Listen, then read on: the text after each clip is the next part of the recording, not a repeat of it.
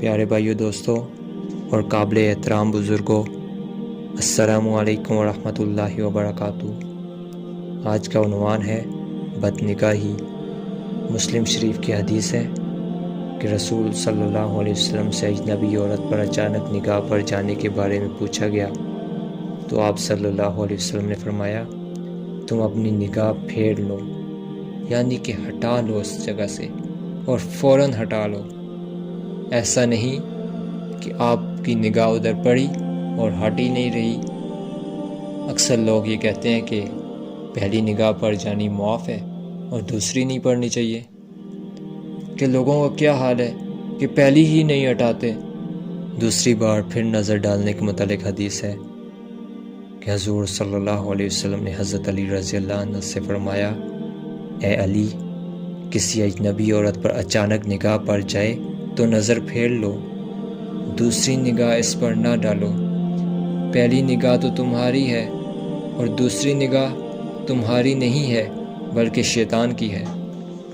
بدنگاہی کے تعلق سے اللہ تعالیٰ قرآن پاک میں سورہ نور میں فرماتے ہیں، مومن مردوں سے کہہ دیجئے کہ وہ اپنی نگاہوں کو نیچے رکھیں، اور مومن عورتوں سے بھی کہہ دیجئے کہ وہ بھی اپنی نگاہوں کو نیچے رکھیں۔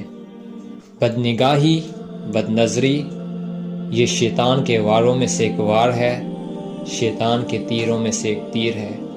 بدنگاہی انسان کو بے حیائی کی طرف مائل کرتی ہے۔ بدنگاہی، بد نظری یہ رستہ ہے بے حیائی کی طرف جانے کا۔ اگر ہم اپنے ایمان کی سلامتی چاہتے ہیں تو ہمیں چاہیے کہ بدنگاہی سے خود کو بچایا جائے۔ پیارے بھائیو دوستو، بدنگاہی بے سکونی کا باعث ہے۔ بدنگاہی انسان کی سوچنے سمجھنے کے صلاحیات کو کمزور کرتی ہے۔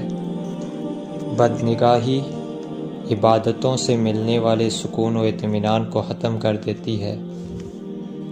بدنگاہی سے چہرے کا نور ختم ہو جاتا ہے۔ بدنگاہی انسان کو بے حیائی کی طرف رغبت دلاتی ہے۔ جب انسان ہی بے حیا ہو گیا تو پیچھے بچے گا ہی کیا؟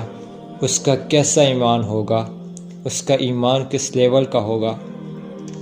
بدنگاہی سے نیکیاں ضائع ہو جاتی ہیں۔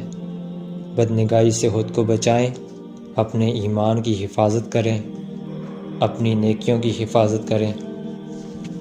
بدنگاہی انسان کے حافظے کو کمزور کرتی ہے۔ اس کے علاوہ کئی نقصانات ہیں۔ اللہ پاک سے دعا ہے کہ اللہ پاک ہمیں بدنگاہی جیسے برے فعل سے بچنے کی توفیق عطا فرمائے۔ آمین۔ السلام علیکم ورحمۃ اللہ وبرکاتہ۔